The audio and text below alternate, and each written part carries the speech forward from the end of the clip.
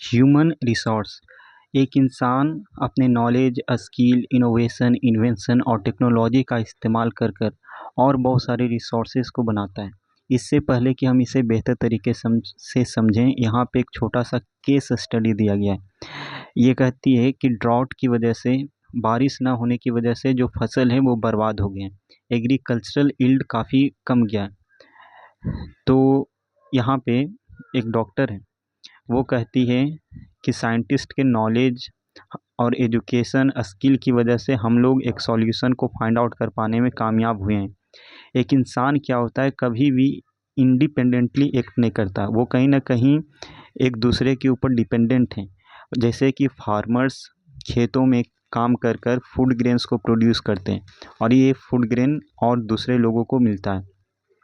Scientist का काम क्या है कि वो रिसर्च और डेवलपमेंट कर अलग अलग मीन्स को डेवलप करते हैं, मैकेनिज़्म को डेवलप करते हैं, जिसके ज़रिए से एग्रीकल्चर के अंदर जो भी प्रॉब्लम्स हैं उन प्रॉब्लम्स का वो सॉल्यूशन फाइंड आउट कर सकें और फार्म प्रोडक्शन को बढ़ा सकें, एग्रीकल्चरल यील्ड को बढ़ा सकें। जैसे कि इंडिया के अंदर ग्रीन रेवोल्यूशन आया, ग्रीन रेवोल्यूशन जो कि 1960s के दौर में आया। ये इसे इसलिए ले आया गया ताकि इंडिया को सेल्फ सफिशिएंट बनाया जाए फूड ग्रेन प्रोडक्शन में। तो हम देख सकते हैं कि एक इंसान कोई सर्टेन टाइप ऑफ एक्टिविटी कर रहा है और दूसरा इंसान अलग एक्टिविटी कर रहा है, लेकिन हर इंसान के द्वारा की जाने वाली एक्टिविटी कहीं ना कहीं एक दूसरे के डेवलपमेंट को इन्फ्लुएंस करती है, प्रभावित करती है। इसी वजह से कहा जाता है कि जो इंसान है वो एक काफ़ी स्पेशल रिसोर्स है, लोग खुद में एक काफ़ी इम्पोर्टेंट रिसोर्स हैं।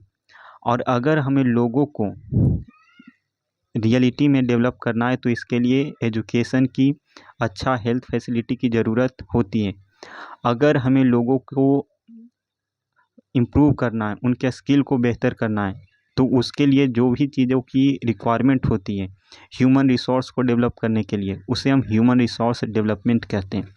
तो एजुकेशन, हेल्थ और बेटर इंफ्रास्ट्रक्चर और ट्रांसपोर्टेशन फैसिलिटी के माध्यम से हम ह्यूमन रिसोर्स को, एक इंडिविजुअल को बेहतर बना सकते हैं, उसे ये एहसास करा सकते हैं कि वो अपने पोटेंशियल और कैपेसिटी को पूरी तरीके से यूटिलाइज कर सकें। सेकेंड है कंजर्विंग रिसोर्सेज। मोना जब रात में सो रही थी तो उसे एक डरावना सपना आया। उसे ये सपना आया कि अर्थ पे जितना भी वाटर बॉडी और जो भी पानी है वो पूरी तरीके से सूख गया है। सारे पेड़ काटे जा चुके हैं, कहीं पे भी छाया नहीं है, खाने के लिए या फिर पीने के लिए कुछ भी नहीं है। लोग सफ़र कर रहे हैं, बीमारी से ग्रसित हैं और यहाँ वहाँ खाने की तलाश में, पानी की तलाश में, पेड़ पौधों की तलाश में या फिर छाए की तलाश में घूम रहे हैं। वो अपनी माँ को अपनी इस ड्रीम के बारे में बताती है। तो वो पूछती है अपनी माँ से कि क्या ऐसा कुछ हो सकता है। तो उसकी माँ रिप्लाई करते हुए कहती है कि हाँ, ऐसा हो सकता है अगर हम लोग सावधानी ना बरतें, केयरफुल, जुडिशियस ना हों। तो जो रीन्यूएबल रिसोर्सेस हैं, जिसकी स्टॉक अनलिमिटेड है, जो कभी ख़त्म नहीं हो सकता, वो भी पॉल्यूट हो सकता है, उसकी क्वांटिटी भी कम सकती है। और नॉन रीन्यूएबल की बात ही नहीं करेंगे क्योंकि वो तो ख़त्म ही हो जाएगा। क्यों? क्योंकि इसका स्टॉक लिमिटेड है, ये एक्सहॉस्टिबल है, एक सर्टेन टाइम के बाद ये ख़त्म हो जाएगा। तो रीन्यूएबल रिसोर्सेज की क्वालिटी डिग्रेड हो जाएगी और नॉन रीन्यूएबल रिसोर्सेज ख़त्म हो जाएंगे। तो इससे बचने के लिए हम क्या कर सकते हैं, वो बच्चा अपनी माँ से पूछता है। तो माँ जवाब देती है कि हम बहुत कुछ कर सकते हैं। हमें रिसोर्सेज को काफ़ी केयरफुल तरीके से इस्तेमाल करना चाहिए और वो रिसोर्स खुद को रीन्यू कर सकें, खुद को फिर से रिवाइव कर सकें। इसके लिए हमें इनफ टाइम प्रोवाइड करना चाहिए कि वो रिसोर्स फिर से बन सकें। तो इसके लिए हमें रिसोर्स कंजर्वेशन करना होगा। ऐसा नहीं है कि एक इंसान रिसोर्स का इस्तेमाल करना बंद कर दे। हर इंसान को वाटर चाहिए, फूड चाहिए, फॉरेस्ट प्रोडक्ट चाहिए, लेकिन रिसोर्स का यूज हम इस तरीके से करें कि उससे आज के जनरेशन की नीड तो पूरी हो, इसके साथ साथ हम उस रिसोर्स को फ्यूचर जनरेशन के लिए भी छोड़ कर जाएं, फ्यूचर जनरेशन के लिए भी कंजर्व कर जाएं। तो इसी चीज़ को हम लोग सस्टेनेबल डेवलपमेंट कहते हैं। सस्टेनेबल डेवलपमेंट कहने का मतलब कि एक इंसान के अंदर ये टेंडेंसी होता है कि वो खुद को ग्रो करें, खुद को डेवलप करें, लेकिन इस डेवलपमेंट में हमें इन्वायरमेंट को डिग्रेड नहीं करना है, इन्वायरमेंट को डैमेज नहीं करना है, बहुत बड़े स्केल पे डिफॉरेस्टेशन नहीं करना है, क्लाइमेट चेंज को और भी ज़्यादा बढ़ाना नहीं है। तो सस्टेनेबल डेवलपमेंट का मतलब यही होता है कि हम अपने आज की नीड को पूरा करने के साथ साथ एडुकेट स्टेप्स और एफर्ट्स लें कि फ्यूचर जनरेशन के लिए भी हम रिसोर्सेज को छोड़ के जाएं। तो इसी को हम लोग सस्टेनेबल डेवलपमेंट कहते हैं। बहुत से ऐसे तरीके हैं जिससे हम रिसोर्स को कंजर्व कर सकते हैं और आगे आने वाली जनरेशन के लिए बचा सकते हैं या फिर उसकी क्वालिटी को बेहतर बना सकते हैं। हर इंसान अपनी तरफ से कुछ ना कुछ कंट्रीब्यूट कर सकता है कि जो अपना लाइफ स्टाइल है उसको थोड़ा चेंज करें, जो भी कंजम्पशन है, जो भी चीज़ों को वो यूटिलाइज़ करता है उसको थोड़ा कम करें, चीज़ों को रिसाइकल करें, रीयूज करें।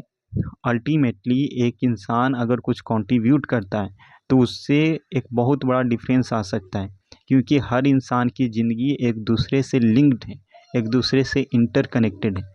तो हमें ये सोचकर ही चीज़ों को कंजर्व करना चाहिए। उस शाम को ये जो बच्चे थे वो पुराने न्यूज़पेपर से, फटे पुराने कपड़ों से और बैम्बू स्टिक से अलग अलग चीज़ों को बना रहे थे, शॉपिंग बैग बना रहे थे, पैकेट बना रहे थे, टोकरी बना रहे थे। तो मोना कहती है कि हम जो भी बना रहे हैं इसमें से कुछ कुछ को अलग अलग फैमिली को देंगे जिन्हें हम जानते हैं, क्योंकि ये सब कुछ जो हम कर रहे हैं वो एक अच्छे काउज के लिए कर रहे हैं, रिसोर्स को बचाने के लिए कर रहे हैं, अपने प्लानेट को बचाने के लिए कर रहे हैं और अपने प्लानेट को अलाइव और सस्टेनेबल बनाए रखने के लिए कर रहे हैं। तो हर कोई बच्चा अपनी तरफ से अपनी बातों को रखता है कि मैं पेपर को वेस्ट नहीं करूँगा, क्योंकि पेपर ट्री से बनते हैं और अगर मैं पेपर को वेस्ट करूँगा तो ट्री का जो मास स्केल पे कटिंग हो रहा है उसमें भी कहीं ना कहीं मेरा कंट्रीब्यूशन होगा। दूसरा बच्चा कहता है कि मैं अपने घर में इलेक्ट्रिसिटी को सेव करूँगा। इलेक्ट्रिसिटी पानी से आता है, कोयले से आता है, हाइड्रो इलेक्ट्रिसिटी और थर्मल इलेक्ट्रिसिटी से इलेक्ट्रिसिटी को प्रोड्यूस किया जाता है। तो वाटर और कोल को भी प्रोटेक्ट करना है। और दूसरा बच्चा क्या कहता है कि मैं अपने घर में जो पानी है उसको ऐसे ही बर्बाद नहीं करूँगा, क्योंकि पानी की हर एक बूंद काफ़ी ज़्यादा कीमती है, काफ़ी ज़्यादा प्रीसियस है। दुनिया में बहुत से लोग प्यास की वजह से मर रहे हैं, स्टारवेशन की वजह से मर रहे हैं। तो उस चीज़ को मैं हमेशा ही अपने ध्यान में रखूँगा और वाटर को प्रोटेक्ट करूँगा। एक साथ मिलकर हम एक बहुत बड़ा डिफरेंस ला सकते हैं। बच्चों, जो भी बच्चे थे वो खुशी में ये चिल्लाते हैं। तो बहुत सी चीज़ें हैं जो कि मोना, राजू और उसके दोस्तों ने करी। ऐसे ही हम अपनी तरफ से भी कंट्रीब्यूट कर सकते हैं, अपने रिसोर्स को कंजर्व कर सकते हैं।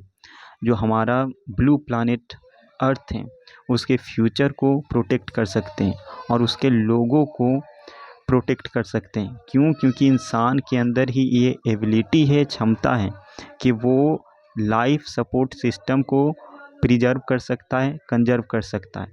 इसलिए हर इंसान की ये ड्यूटी है, ये कर्तव्य है कि वो अपने रिन्यूएबल रिसोर्सेस को जो भी यूज कर रहा है वो सस्टेनेबल तरीके से करे, इस तरीके से करे कि फ्यूचर जनरेशन की नीड हैम्पर ना हो। अर्थ के ऊपर एनिमल, प्लांट और अलग अलग लाइफ फॉर्म की जो स्पेसीज है उसमें काफ़ी ज़्यादा डाइवर्सिटी देखने को मिलती है, काफ़ी ज़्यादा बायोलॉजिकल डाइवर्सिटी देखने को मिलती है। तो हम डाइवर्सिटी को कंजर्व कर सकते हैं एफॉरेस्टेशन कर कर, सॉइल रिक्लेमेशन करके, और भी बहुत सारे स्टेप्स हैं।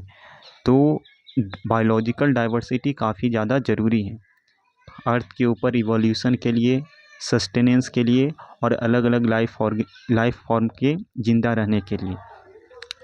जो भी हम अपने इन्वायरमेंट को डैमेज पहुंचा रहे हैं उस डैमेज को हमें कम करना होगा, तभी हम अपने प्लानेट को एक लिवेबल प्लानेट के तौर पे बना सकते हैं। सो हमारी तरफ से जो भी स्टेप्स लिए जा सकते हैं, जो हम अपने इंडिविजुअल लेवल पे कंट्रीब्यूट कर सकते हैं, वो हमें करना चाहिए अपने अर्थ को प्रोटेक्ट करने के लिए, अपने रिन्यूएबल रिसोर्सेज को प्रोटेक्ट करने के लिए और ओवरऑल अर्थ के ऊपर जो बायोलॉजिकल डाइवर्सिटी है उसको कंजर्व और प्रिजर्व करने के लिए। ओके।